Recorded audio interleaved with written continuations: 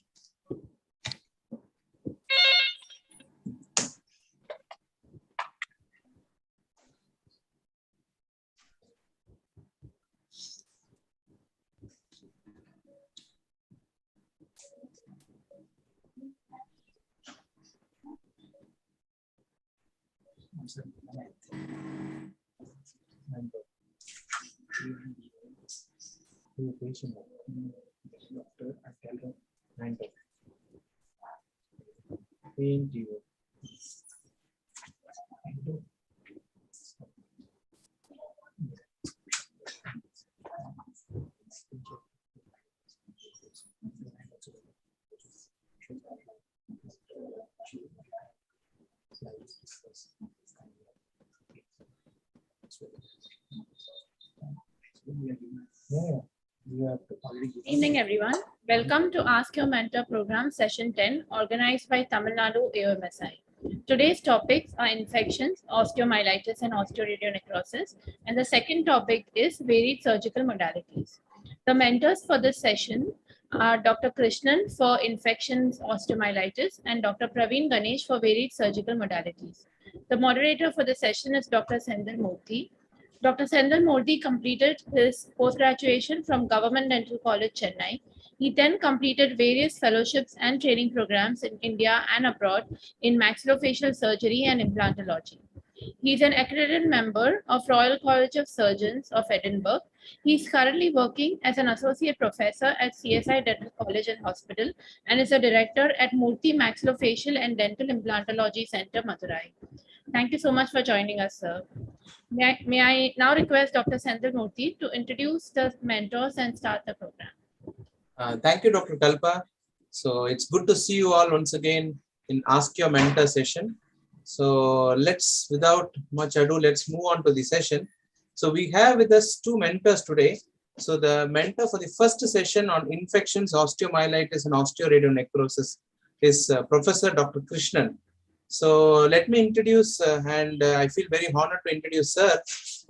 He graduated MDs from Mahatma Gandhi Dental College, a postgraduate Institute of Dental Sciences in Pondicherry, and he is currently working as a professor and at the Department of Dentistry at Jigmar, Pondicherry from 2010 till date.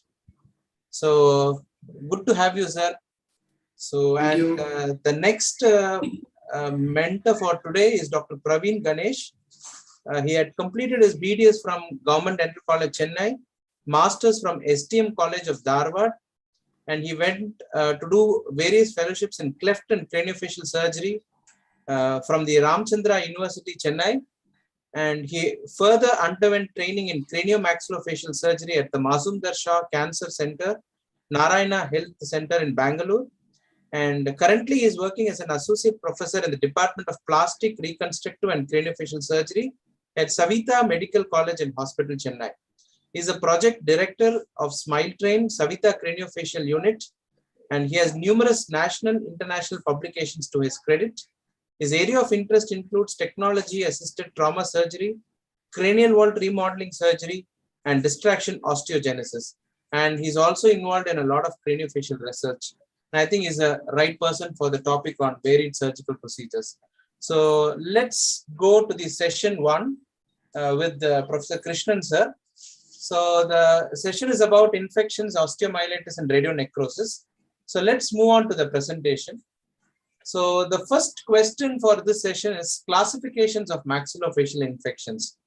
Sir, I would like to pass on the question to you, sir. So you can take over and you can continue with your talk. Thank you, Dr. Senthil. So when I saw this question, I was sort of wondering whether this was a googly question to start off with, because it looked very simple, but at the same time, I'm sure it might have some hidden meaning behind it. I'm not sure whether the classification that I have put up out here solves the question or answers the question which the student had asked for. But basically, any infection can probably be classified on the basis of its causative organism. As regards to the etiology, we would be dealing primarily with the odontogenic causes of maxillofacial infections.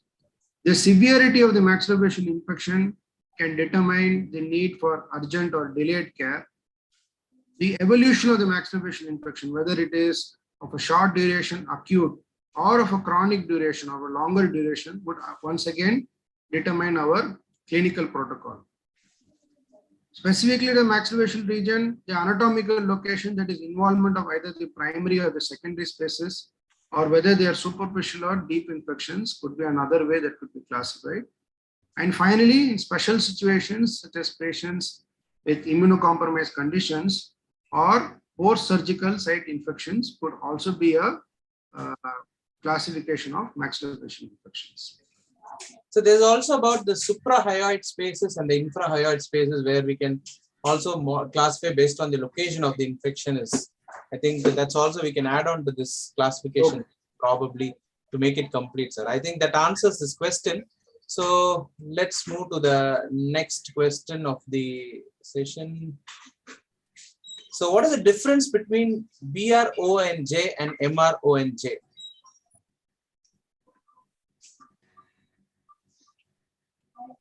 Yeah. So basically, there are two conditions, osteoporosis and metastatic bone diseases, that are associated with increased bone breakdown due to the activity of the osteoclast. So to take care of these two conditions, there came a drug in the market which had an anti-resorptive action, and this drug was known as a bisphosphonate. It is commonly given either in the form of an intravenous route, or it can even be taken through an oral route, and the frequency of administration ranges from once a year to once a month, depending upon the clinical situation. Now, it was Marx in 2003 who first noticed an avascular necrosis of the jaw after the IV bisphosphonate administration, and he promptly gave an acronym called BRONJ, which stood for bisphosphonate-related osteonecrosis of the jaws.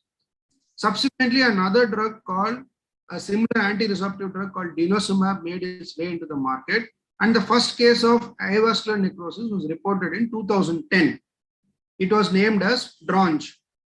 So the American Dental Association in 2011 decided to club both of them together, as they were both anti-resorptive medications, and gave the acronym ARONJ, that is anti-resorptive associated drug-related osteonecrosis of the jaws. It was the American Association of Oral and Maxillofacial Surgery in 2014 that suggested that the more appropriate terminology would be MRONJ, that is medication-related osteonecrosis of the jaws, because similar conditions were being seen not only with the use of anti-resorptive drugs, but also now with the use of anti-angiogenesis drugs, monoclonal antibodies, and immunosuppressants such as methotrexates, corticosteroids, and sirolimus. So, in general, there is no actual difference between BRONJ and MRONJ, because the MRONJ subsumes the BRONJ, because it also includes all the other sorts of medications that can cause this condition. Okay. So I think that answers the question. So moving on to the next question, what are the different routes of spread of buccal space infection? So this was again, I wondered whether this is some sort of a trick question waiting for me, because I believe that all space infections spread by virtually the same methodology. Specifically, the buccal space is a space that gets involved by infections from the maxillary posterior teeth when the infection erodes through the bone beyond the attachment of the buccinator muscle. Its anatomical landmarks, it's bounded on either sides by the skin, subcutaneous tissue, and the buccinator muscle. Posteriorly up to the anterior part of the masseter muscle, anteriorly up to the angle of the mouth, superiorly up to the zygomatic arch, and inferiorly up to the lower border of the mandible. Next slide, please. As regards to its spread, like all infections, it spreads by 3 routes. A direct spread could be to its adjacent spaces, that is to the adjacent canine space, infraorbital and periorbital region. More importantly, the direct contiguous route is through the processes of the buccal fat of fat, which is present in the buccal space. So the infection can spread along the pterygomandibular extension of the buccal fat pad into the pterygomandibular space, or through the temporal extension of the fat pad into the superficial temporal or the deep temporal spaces. This is where things get a little bit more interesting, where once the infection is present in the infratemporal space, it can gain access through the pterygoid venous plexus and move through into the dural venous sinuses and involve the cavernous sinus, resulting in cavernous sinus thrombosis. Alternatively, the infection from the canine space can also infiltrate through the inferior ophthalmic vein and end up causing a brain infection through the cavernous sinus thrombosis. Finally, the lymphatic route of administration could also be a way by which the infection spreads from one space to another. Okay. Okay, sir. So the next question is, what are the various clinical, imaging and lab tests for diagnosis of osteomyelitis of the jaw? So the diagnosis of osteomyelitis of the jaw, before I move on to the imaging and laboratory diagnosis, which is probably the most critical aspects, it is important to understand that osteomyelitis almost always occurs in immunocompromised individuals. So before you start investigating, it is important that as a clinician, you make efforts to find out if the patient is immunocompromised in some way. This can be determined by a basic history, performing a complete blood picture, doing a sugar estimation, and checking if the patient is on any medications that may have contributed to this immunocompromised condition.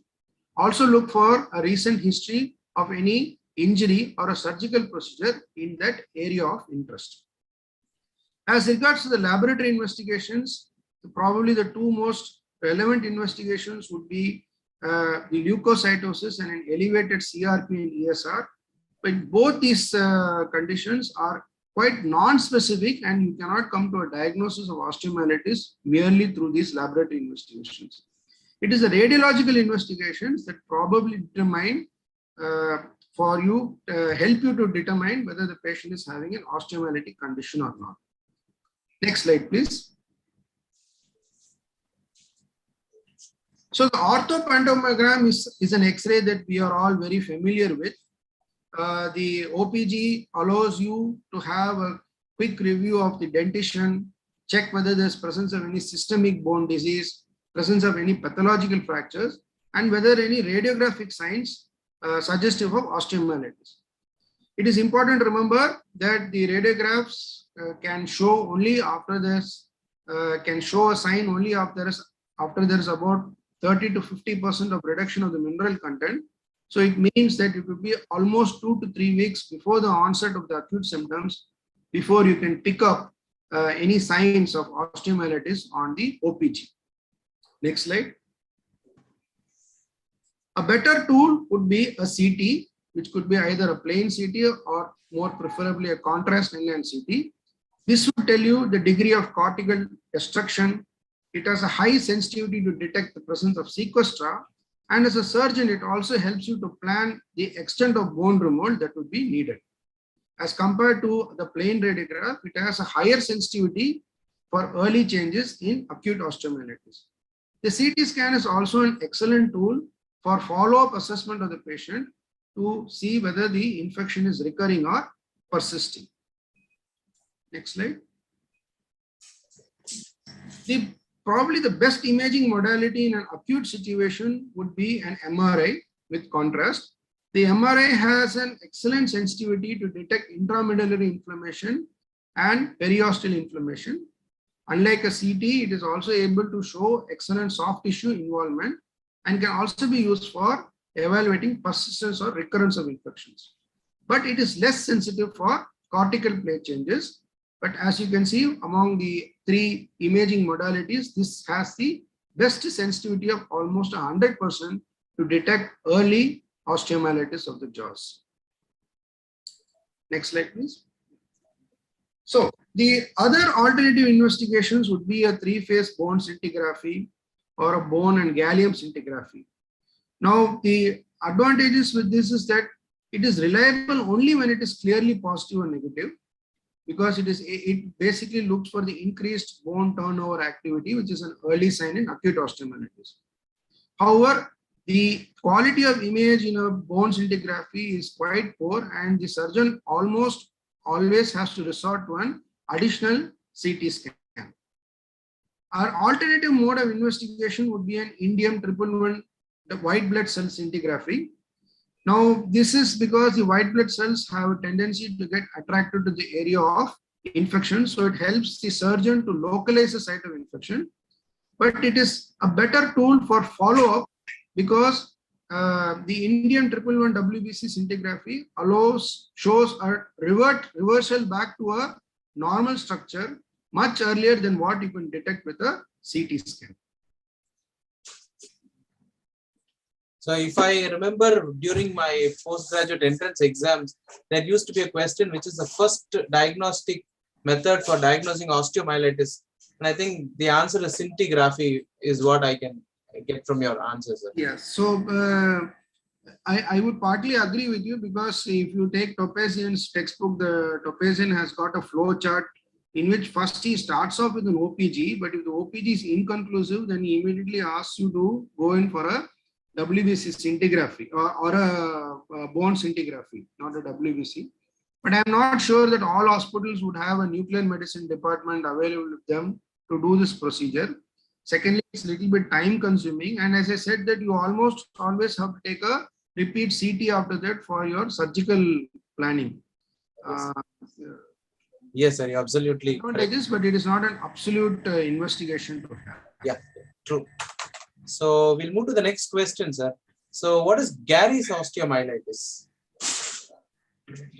So this is again one of the questions that got me scratching my head. What is it that I as a mentor can tell about Garré's osteomyelitis that a student can't find in the textbook or on the internet? You know, maybe somebody just was being polite enough to fill some questions to fill up the time for this slot.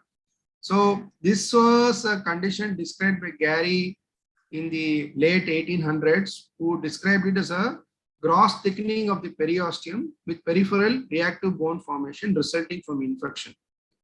We commonly know it by the other name, chronic osteomyelitis with proliferative periostitis, and it was almost 50 years later from Garré's initial description when the first case was described in the mandible.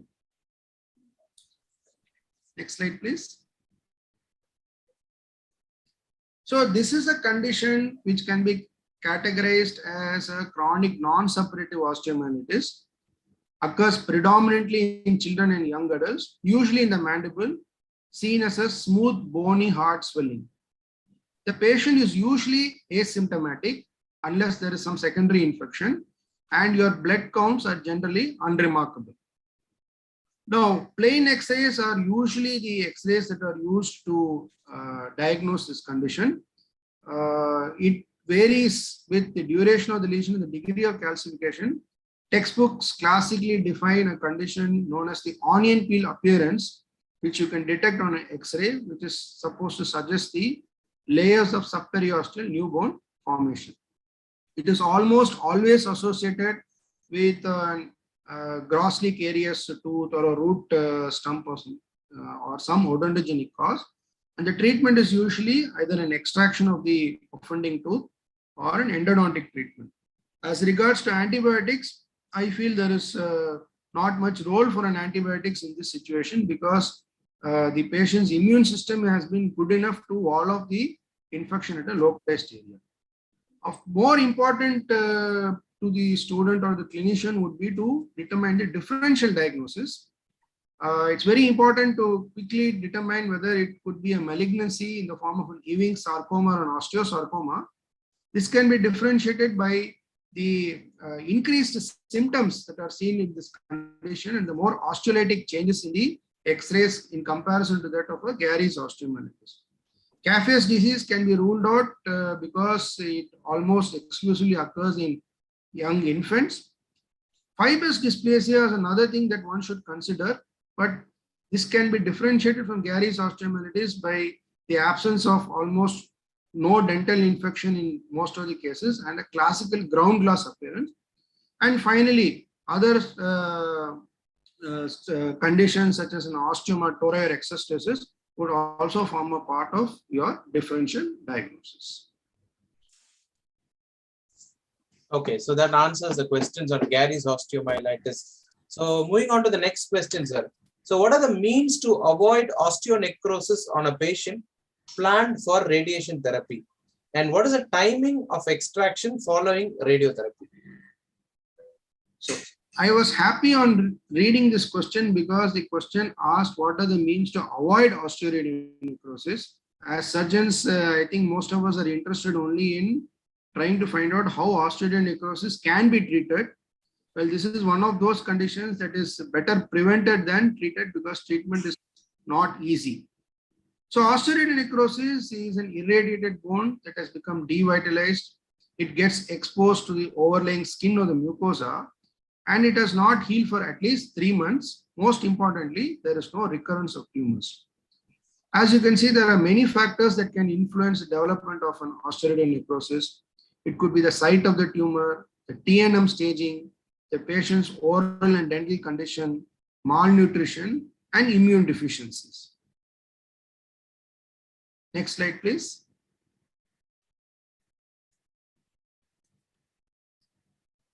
Dr. Senthil, next slide, please.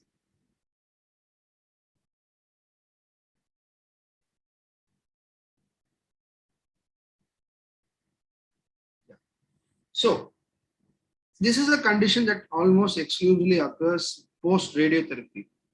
So, the first step in prevention would be to determine what is the type of radiotherapy the patient is going to undergo. Is it an external beam radiotherapy, brachytherapy, or intensity modulated radiotherapy? Is the patient having only radiotherapy or is it going to be combined with chemotherapy? This is going to determine the risk of the patient for future ORN. Radiotherapy techniques such as an EBRT or brachytherapy or combined CTRT have a higher risk of ORN in comparison to the intensity modulated radiotherapy. Coming on to the preventive measures.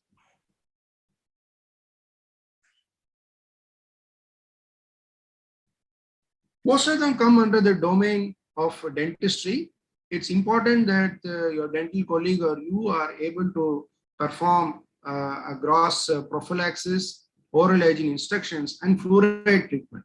As an oral surgeon, you would be wanting to limit your extractions to hopeless or poorly prognosed teeth. Remember to ensure that your extractions are as atraumatic as possible. And wherever feasible, please try to ensure that there is a primary closure of the wounds and try to give an adequate time for wound healing of at least 2 to 3 weeks before the start of the radiotherapy, wherever it is feasible. Next slide, please. Sometimes there might be a situation where we might have not been able to extract the teeth prior to the start of radiotherapy because the patient either did not report to us or because of logistic reasons, or there was not sufficient time available to perform the extractions before the patient went for the radiotherapy. We might have to perform dental extractions after radiotherapy, and the question is there a safe time period to perform this extraction to reduce the risk of ORN? Now, it's important to understand that the ORN seems to have a bimodal pattern of appearance. In some situations, it usually occurs within the first 12 months after the completion of radiotherapy. And in other situations, it can occur 2 to 5 years after completion of radiotherapy. Why this is important to understand is that for quite some time, the general consensus was that if extractions had to be done after radiotherapy, it was best done within 4 months from the completion of radiotherapy so that the obliterative endarteritis did not worsen significantly to reduce the blood supply. Surgeons have even tried using PRF or PRPs as healing materials in the extraction sockets, but studies have shown conflicting results, where I saw one surprising study which showed that the ORN was more in sockets in which PRP or PRF was placed in comparison to an extraction that was performed without any PRF or PRP. So in 2001 in BGO, in 2021 in BGOMS, there has been a systematic review that has come to the conclusion that there appeared to be no statistical difference between the incidence of ORN when extractions were performed before radiotherapy or after radiotherapy. And the general consensus now is that there seems to be no clear conclusion to determine a time interval by which an extraction should be done to reduce the risk of ORN. Now, Nabil Samman in 2001 or 2006 in his IIISession article on ORN has said that compared to the earlier trend of ORNs of more than 20%, there has been a gradual decrease in the trend of ORN to about 10% and almost bordering down to 0% now because of factors such as the use of IMRT, better oral hygiene maintenance and instructions for patients, and more accurate extraction planning. So he was of the opinion that if you are following these three techniques, the chance of an ORN developing is likely to be very little. I am not sure whether this is very applicable in the Indian setting, because few patients only get IMRT, most of them end up getting an EBRT. Many times the radiotherapy is the sole form of treatment, unlike what is recommended. You do a surgery and then use radiation as an adjunctive measures. And often I see in my clinical practice is patients are rarely encouraged by the oncologists or the radiation oncologist to come to the dentist for regular visits so that extractions can be done at an early stage if required. Okay, sir. So with that, let's move to the next question. What are the recent guidelines in the management of osteonecrosis of the jaw? So now that I think that the patient is having an osteoradionecrosis of the jaw, it is basically an osteomyelitis of the jaw. So I am going to use the same investigative modalities that I discussed just a few minutes ago with regards to osteomyelitis. But a more important question that should be solved before one starts treating osteoradionecrosis of the jaw is to determine whether it is indeed ORN or is there a recurrence of the tumor in that region. Now, there are some clinical clues and methods by which one can come to a conclusion. The first is the location of the erosion. Now, a recurrence usually would occur very close proximity to the original tumor site, but an ORN may not necessarily occur only at the tumor site. It may also occur in the opposite quadrant or even in the adjacent quadrant. What about the time of occurrence? Most recurrences occur within 1 year of the completion of the treatment.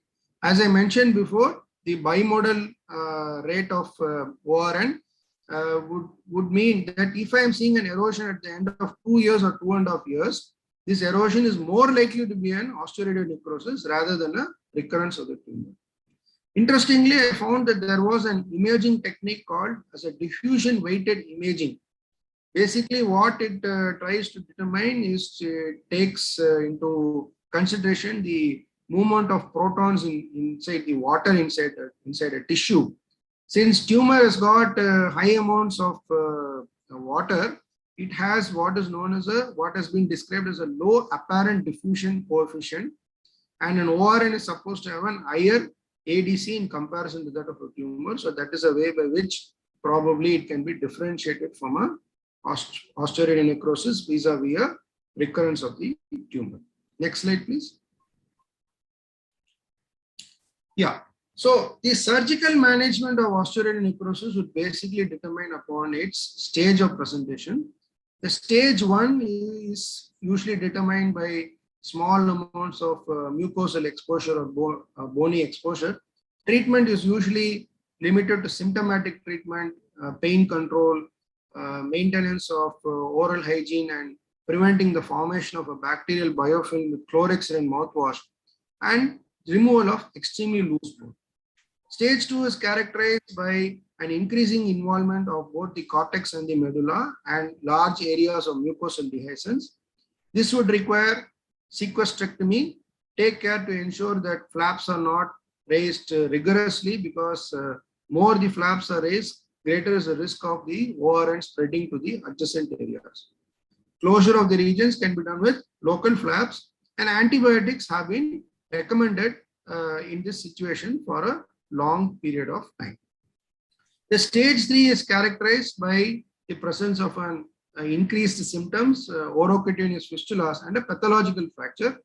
Treatment at this stage is quite straightforward. It is the excision of the lesion, followed by a decision to reconstruct or not to reconstruct. If at all reconstruction is decided, it can be done by the use of bone plates, regional flaps, or the current trend is to use free bone flaps such as fibula or iliac, wherever the patient's general condition permits this kind of extensive surgical procedure. Next slide, please.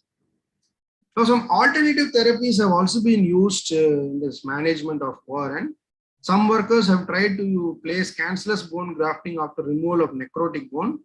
Naturally, the results were not very good, because cancellous bone grafting for that matter of any bone requires an excellent recipient vascular bed. In this case, it has been severely scarred by the radiation and also by the presence of an infection. Ultrasound therapy has also been used, but it has got some conflicting results, and I was actually surprised to read that even distraction osteogenesis has been tried on a few patients with osteonecrosis, but the results were not very equivocal to suggest it as a regular line of management. Next slide, please. Yeah. So you must be wondering, why did I not touch upon hyperbaric oxygen? This Wilford Hall protocol is something I am sure every resident would have memorized and is more than ready to regurgitate out in an examination. But the question that has to be asked is, Dr. Sindhu, the next slide, please. Does hyperbaric oxygen actually help in osteoradionecrosis? Next slide, please. So Marks, in his initial study of 368 patients, of which there are equal arms of both hyperbaric oxygen therapy and control, found that there was a significant reduction in persistence of wound background in the hyperbaric oxygen therapy people compared to that of a control group. However, he cautioned that hyperbaric oxygen therapy basically targets compromised living tissue. That is, it increases the oxygenation of that particular region. But this is of no use in an area that is already necrosed and devoid of any blood supply. So HBOT cannot by itself treat any osteoradionecrotic wounds. It is only an adjunctive procedure, and it is not a standalone treatment. That is, it has to be complemented with some amount of surgical intervention for it to exert any influence. But the biggest blow for hyperbaric oxygen therapy came through a randomized controlled trial conducted by Enen et al., where because of a series of methodological errors, the workers were forced to stop the trial at just 66 patients recruitment out of an initial powered sample size of 222. To their surprise, the main reason for stopping the trial was that at the end of 1 year, the control group, that is the ones who received no hyperbaric oxygen, seemed to have an excellent recovery rate in comparison to that of hyperbaric oxygen. The general consensus now is that hyperbaric oxygen therapy has little benefit in the overall management of osteoradionecrosis. Please. So the 3H phenomenon of Marks, hypoxia, hypocellularity, hypovascularity itself has been called on to question now by this Delanian fibroatrophic theory. According to this theory, the osteoradionecrosis is as a result of free radical damage resulting in an atrophic zone. So methodology was proposed to correct this free radical damage by the use of two drugs, pentoxifylline, which was supposed to have vasodilatory effect, and tocopherol, vitamin E, which was supposed to be an excellent free radical scavenger. There are some few literature reports where a protocol has been suggested of these two drugs prior to extraction of teeth after radiotherapy, and also a continued protocol if ORN occurs or if sequestrectomy is being planned. But I do not think that this protocol that has been suggested has caught the fancy of many people, and it does not seem to be a very popular protocol, or at least I have no personal experience in following this protocol in my clinical career. So I think with that, we have come to the conclusion of the first session, sir. Thank you, Krishna, sir, for a very elaborative, and I think that was very useful for the postgraduates. So thank you all once again. So with that, let's move on to the next presentation. Let me start sharing the next topic, which is on varied surgical procedures, surgical modalities. So I think we have with us Dr. Praveen Ganesh, so who will be mentoring the session. So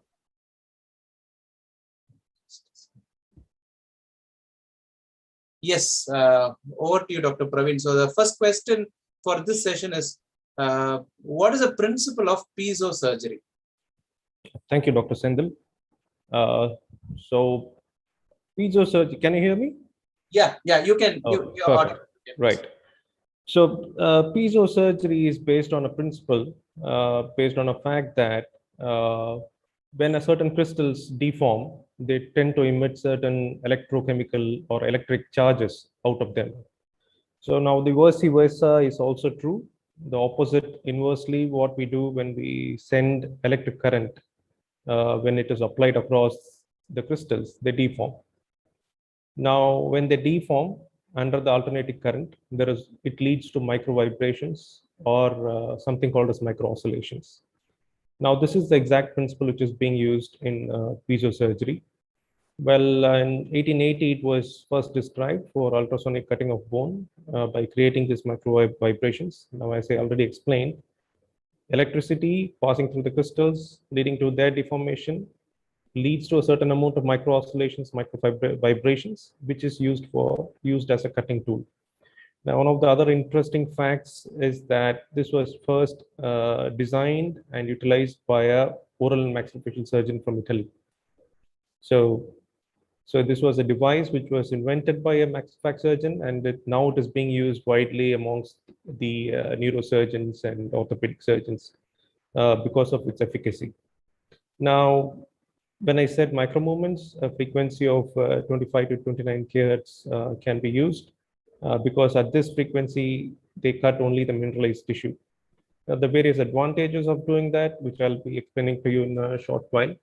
So the major areas of piezo surgery, one, it leads to a effect called cavitation effect. That's because of something which is called as microboiling. Now, this microboiling offers a better visibility, secondary to the decreased amount of bleeding. The microboiling is something which occurs in liquid in solid to liquid interface. Now, this sort of cavitation increases visibility by causing hemostasis, but also clearing away the field. So now this is very important. Hemostasis is definitely a added effect because we also use a coolant when we do micro-oscillatory procedures. And the most important for its utilization in be it orthognathic surgery or alveolar, infra-alveolar or lateralization surgery is that these micro vibrations do not risk injuring the soft tissue. They don't penetrate the soft tissue, and it is restricted to the mineralized bone. The other most important component of using piezo surgery is that the cutting effect does not destroy osteocytes, like how we do generally what happens when we use oscillating saw or a burr. So because the osteocytes are not destroyed in the process, the healing occurs fast and there is no damage to the living bone. So that means that regenerative potential is preserved. Next slide, please.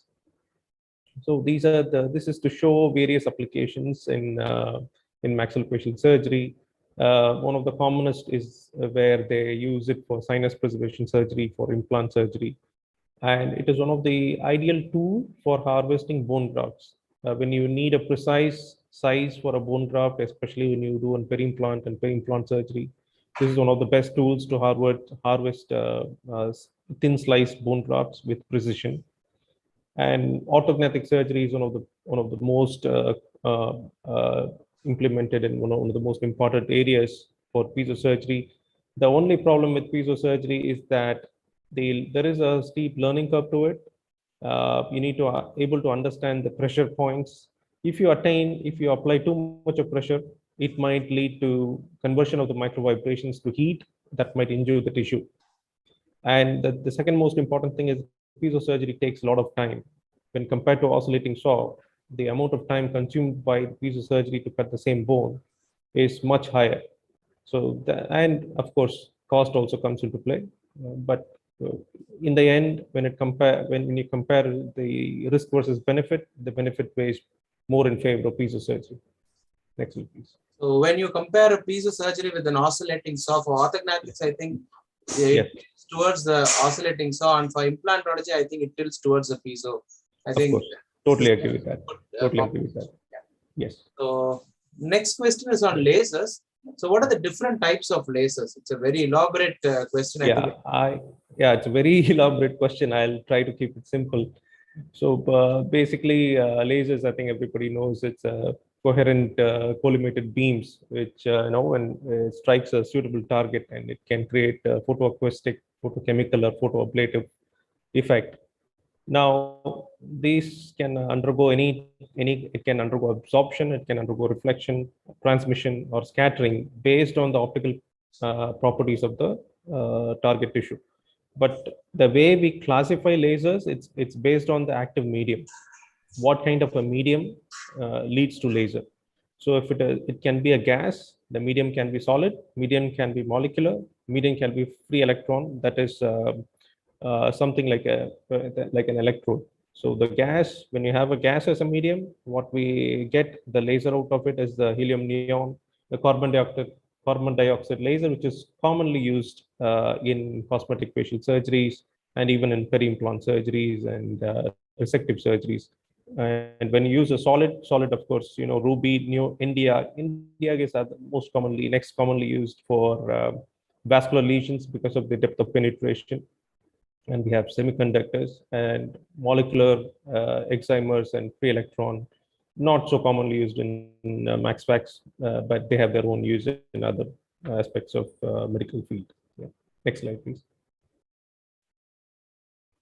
So again, coming back to the same, so what are the types of lasers, but what are the indications? Now, most commonly used for facial resurfacing, facial cosmetic surgery, when it comes to plastic resurfacing, it is mostly argon laser, Nd:YAG, and CO2. CO2 is most commonly used for skin resurfacing in particular. Now, when it comes to penetrating depth, when it has to reach more depth and it includes vascular tissues, then we tend to use Nd:YAG. So that is most useful for congenital vascular malformations. Again, for arthroscopic surgery, we use IIISESsion, RDM-YAG. I've not personally no experience with that. I've only used CO2 in my experience. And laser osteotomies, eximers, and laser hemostasis. The most important component is the hemostasis. It seals the blood vessels when the laser is being operated. So the second most important factor when using a laser is its bioregenerative potential. So when you excise a wound with laser, the bioregenerative potential of the native tissue is preserved. So that means to say that the healing takes place and with minimal amount of scar. So of course, you have to also control the spot size, power, the time on target, things, etc. Next slide, please. So the next question is on what is the mechanism of action of lasers? So as I already explained, so it is it's opposite of a regular light source. So when a certain amount of through the medium, electrons are passed, and when it reflects the mirrors, and what comes out of as a collimated beam, that is as laser. Now, that excitation source acting as a pumping mechanism, that is more important, and an optical resonator which needs to be installed in that. So that resonator multiplies manifold, and that leads to the emission of the radiation, which is laser, of course. So the active medium, again, as we saw, the chemical, gas, liquid, it is the type of laser is named after the material which undergoes that kind of emission. It can be gas, solid, or liquid. So it is nothing but photons of energy which are produced, collimated, and then amplified. So that is why the amplification to produce a laser beam, which now this is when it is delivered the target tissues via appropriate delivery mechanism. So delivery mechanism is also important. It can be delivered through, say, a flexible fiber optics, semi-flexible hollow wavelength tubes, or articulate mirror arms, things like that. Now, this is what I was talking about. One is the optical effect, optical coherence tomography for high resolution imaging that can be used. Photoacoustic, photochemical, so photodynamic therapies are used for surface lesions, something like leukoplakia excision and things like that. Photostimulative, photobiomodulative, this is the last type of lasers, which is being increasingly being used these days and quite popular for stimulating hair regrowth when it comes to hair restoration and things like that. Low level laser is also being widely used because of the minimal wavelength it emits, also used in scar modulation and facial regeneration surgeries. Yes. So I think with that, this question is over. So the next Yes. question is on the role of endoscopy in the management of maxillofacial fractures. Yes. So when it comes to endoscopy, I think the first and foremost, I would say, is the condylar fracture, and second is the orbital fracture. Yeah. So so when you have a navigation, you can always go in for navigation. That is the next topic. I hope we have some questions on that as well. Now, how do we use endoscopy in orbital region?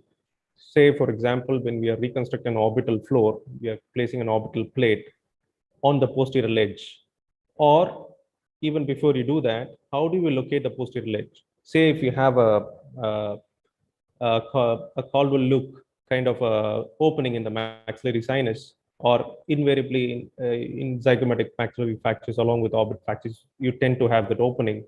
You can use an endoscope. It is a 30-degree or 0-degree endoscope. That will illuminate the field, number one. As you reach the posterior part of the maxillary sinus and go above, that is your posterior ledge. The posterior medial part of the maxillary sinus also correlates with your posterior ledge.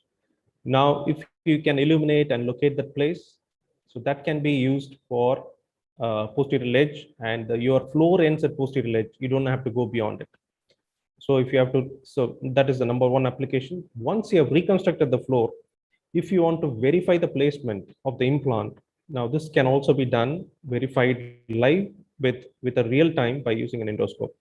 You can verify the position of the implant. You can verify the placement, also whether it is undercorrected or overcorrected. All this can be evaluated thoroughly with an endoscope. That is one of the greatest advantage. Of course, it has wide varieties of applications other than condylar fractures. It has been used for the zygomatic complex fractures as well. Sometimes when there is comminuted arch, even say, for example, we are doing Achilles. So this kind of endoscopic brow lift has been widely used. Sorry. So in the same principle, you can use the endoscope to verify your reduction real time by using a 0-degree endoscope in terms of zygomatic arch fracture. For orbit, I think obviously a 30-degree would be beneficial. And of course, fractures of the frontal sinus. So when we use this, then it becomes a minimally invasive frontal sinus or frontal bone fracture reduction. So all of this comes under the minimally invasive surgery, I think it was quite popular amongst the gastroents. Now it's becoming quite popular amongst Max Specs as well. Excellent, please. So the next question is on the working principle of computer-assisted navigation surgery, and what are its indications in maxillofacial? Yes. Now, why do we need navigation? That is the most important question. So we do surgery, say, for example, we do an orbit.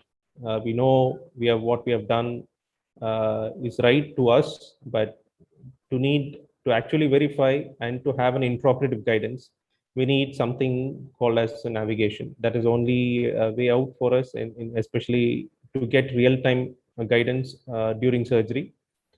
So now it offers, so the basis of navigation goes back to stereotaxy. Stereotaxy was widely used in neurosurgery when they had to locate tumors based on external reference marks. You tend to use external reference markers for locating something internal.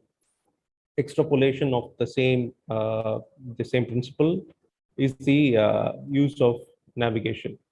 Now, I would come to the paralleling of the concept using GPS in the next slide. So now the main, so this is the main aspect. So now whenever we draw a parallel to navigation, we always take GPS as an example. Now, it has got three components. One, we have a satellite. One, we have a network tower. We have a map with a sensor inside the car. Now, with this, when we see on the cell phones, we know the relative location of the car related to the network tower.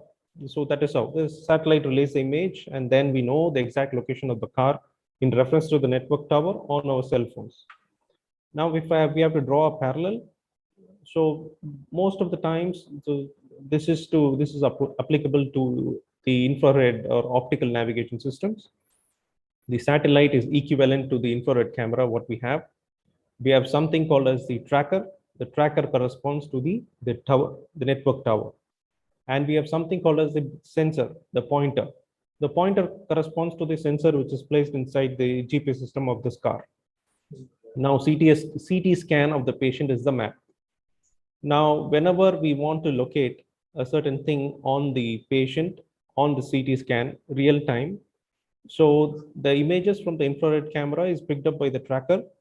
Now it shows the relative position of the handheld pointer in relation to the tracker on the CT scan. So this is a very simple way of explaining how GPS works, and the same correlation of that on the navigation platform. Yes. And in terms of applications, I think orbital trauma is as a number one application, and foreign body removal nowadays. And I think many surgeons, young surgeons, are using navigation platform for implant surgery for precise placement of the implants. Of course, skull-based surgery has a very big role to play when it comes to locating the skull-based tumors and also delineating the extent of the tumor, also the verification of the tumor resection. TMJ and other areas are also being very important areas where navigation has a very big role to play. Next slide, please.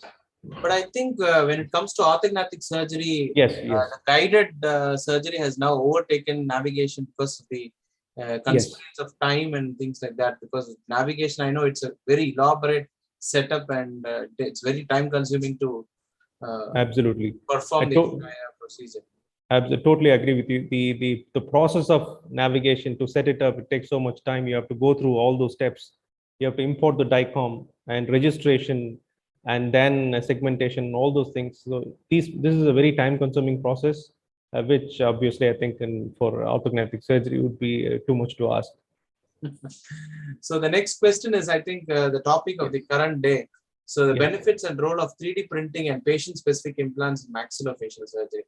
I think everybody keeps talking nowadays about patient-specific implants. So I think yes, very important now. Yeah. So I think 3D printing has revolutionized the way we function, the way we operate, the way we produce results, and it has evolved tremendously in the past 3 decades and it has revolutionized the reconstructive medicine in particular, and also the rehabilitative surgery. And now it also to make it simpler, 3D printing is nothing but additive manufacturing. Now there are many ways of doing it. There is SLS, laser sintering, FDM, and electron beam, and things like that.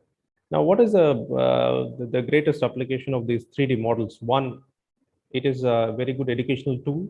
Say, for example, orthodontic surgery, we get a 3D printing of the maxilla. You can see the extent of you can see the extent of pterygoid junction, the attachment of the pterygoid junction. Now, the other way of in orthodontic surgery, you, for example, say when you're doing a BSSO, if you have the model of the BSSO of the mandible, you can clearly delineate and you will get a real-time information of where to place your cuts, where to place your sagittal splits, and what is the extension. Now, this kind of preoperative bench work increases efficiency intraoperatively because it kind of completely deletes the ambiguity from the intraoperative equation. So this leads to a lot of efficiency and increased efficacy. Now, planning is definitely one of the most important aspects. Say, for example, a simple trauma. Say, if we again take the example of orbital trauma, a floor reconstruction. If we feel that the floor is damaged, we can always we can do segmentation or mirror the opposite side, the normal orbital floor onto the missing piece, and we can take a printout of that. Now that is going to give you a real-time intraoperative guidance for the exact reconstruction of the orbit. Also, when it comes to restoring the facial width in zygomatic fractures, or planning the frontal contour of post traumatic frontal nasal deformities, I feel it is an excellent tool, and it has got unlimited applications. I think you can customize your own 3D printings in whatever. And I think the other important aspect is your implant surgery as well.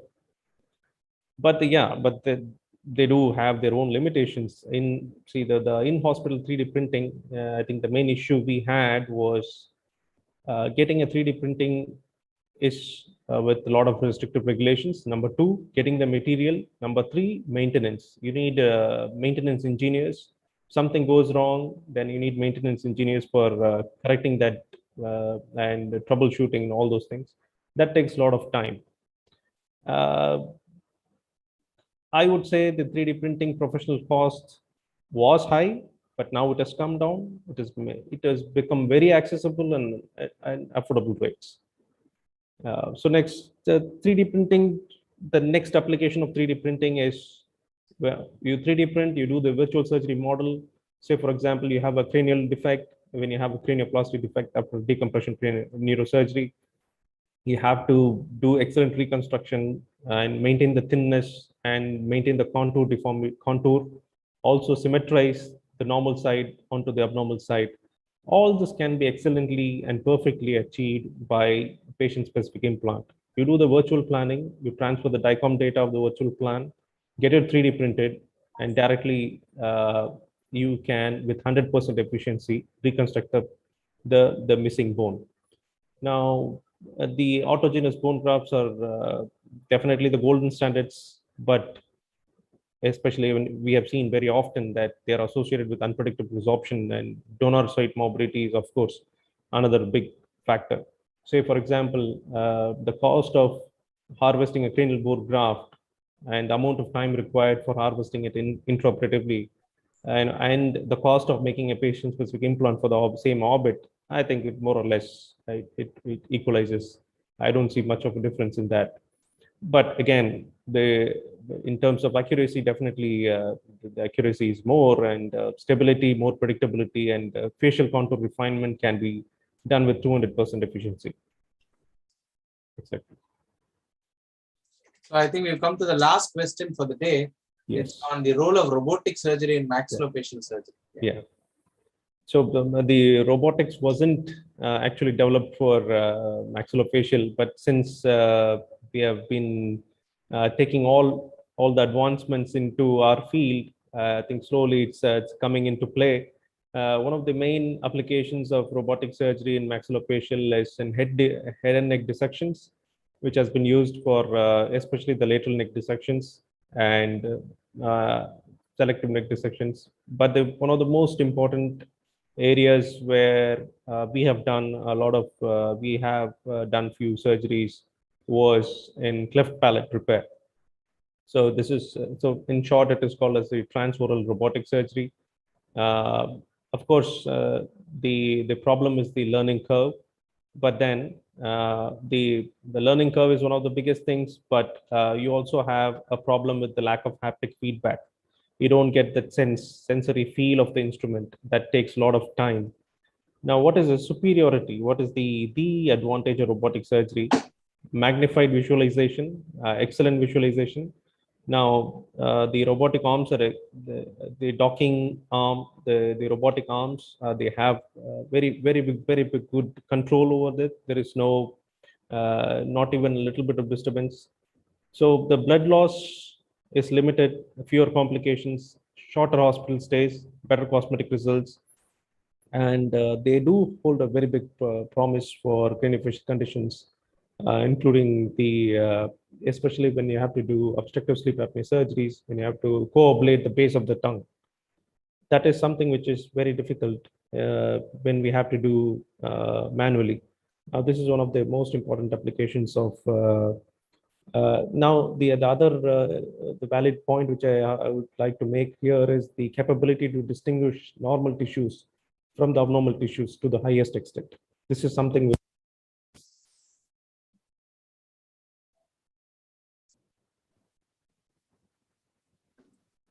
I think Dr. Praveen, your audio got muted. Can you please check that?